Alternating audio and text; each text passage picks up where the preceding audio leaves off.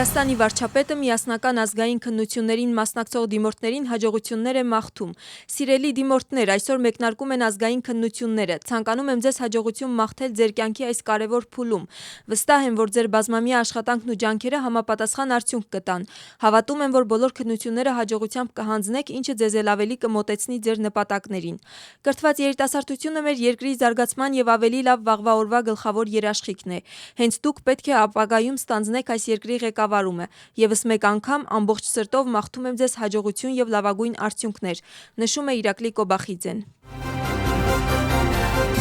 Կախեթիում միասնական ազգային քննությունները մեկնարկել են առանց խոչընդոտների։ Քննական կենտրոնը բացվել է Թել Ավիվի թիվ 8 հանրային դպրոցում։ Քննական տարածքը հագեցած է օդորակման համակարգով եւ բոլոր անհրաժեշտ սարքավորումներով։ Տարածքում մոբիլիզացված են պարեկային ոստիկանությունը, հրշեջ ծառայությունը եւ շտապօգնության բրիգադները։ Դիմորդների խոսքով այսօրը ուղեկցվում է հուզմունքով, սակայն նրանք ակնկալում են, որ կկարողանան հաջողությամբ հաղթահարել թեստերը։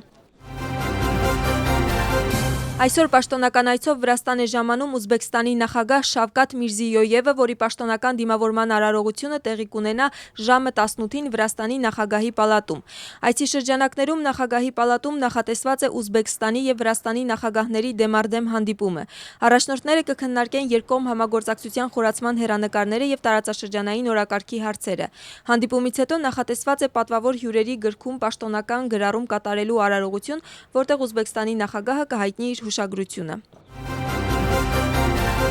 Ավարտվել է ՄԱԿ-ի գլխավոր ասամբլեայի հակաահաբեկչական շաբաթը։ Դրան մասնակցել է վրացական պատվիրակությունը պետական անվտանգության ծառայության առաջին տեղակալ Լաշա Մաղրաձեի ղեկավարությամբ։ Լաշա Մաղրաձեն հանդես է եկել ամփոփիչ զեկույցով եւ հատուկ ուշադրություն դարձրել համաշխարհային խաղաղության եւ անվտանգության պահպանման համատեքստում միջազգային ահաբեկչության դեմ պայքարի ուժեղացման անհրաժեշտությանը, ինչպես նաեւ ահաբեկչության դեմ պայքարի ուղղությամբ Վրաստանի համապատասխան կառույցների ձեռնարկած քայլերին։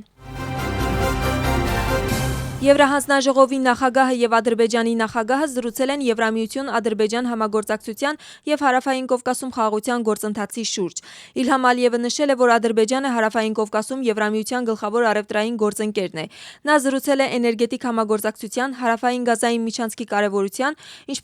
ինչպես նաեւ Հայաստանի հետ հարաբերություններում գրանցված առաջընթացի մասին, այդ թվում Հայաստանի տարածքով բեռների տարանցման սահմանափակումների վերացման վերաբերյալ։ Ուրսուլա ֆոն դեր Լայենը հայտարարել է, որ Եվրամիությունը մինչև 200 միլիոն եվրոյի դրամաշնորհ կհատկացնի Հարավային Կովկասում տրանսպորտային, էներգետիկ եւ թվային կապերի զարգացման համար։ Նա Ադրբեջանը գնահատել է որպես Եվրամիության հուսալի էներգետիկ գործընկեր եւ ընդգծել Իլհամ Ալիևի դերը տարածաշրջանում խաղաղության գործընթացի խթանման գործում։ Ընդդիմադիր դաշինքի անդամ կուսակցությունների միջև տարաձայնությունները շարունակվում են։ Մեկնաբանություններ են արվում նաև վերջին տարիներին նրանց կողմից ընդունված ներկուսակցական որոշումների վերաբերյալ։ Այս անգամ Լևան Խաբեիշվիլին զրուցել է Միացյալ ազգային շարժման նախագահի պաշտոնում իրեն փոխարինելու մասին։ Լևան Խաբեիշվիլիի խոսքով իրեն մեղադրում էին բավարար մակարդակ չունենալու մեջ, սակայն ինչպես ինքն է նշում, դա ընդամենը պատրվակ էր, քանի որ իրականում այդ ժամանակ ընդդիմությունը չէր կարողացել միավորվել եւ ի վերջո բոլորը միավորվեցին արդեն բանտում։ Ինչ վերաբերում է դաշինքի ներսում ընթացող գործընթացներին, ապա ազգային շարժումը մինչ օրս շարունակում է մնալ այդ միավորման անդամ փոխադարձ մեղադրանքների ֆոնին։ Իշխող թիմը լուրջ չի կարող ընկալել ընդդիմության ներսում տեղի ունեցող գործընթացները եւ դաշինքի շուրջ զարգացող իրադարձությունները բնութագրում է որպես քաղաքական կրկես։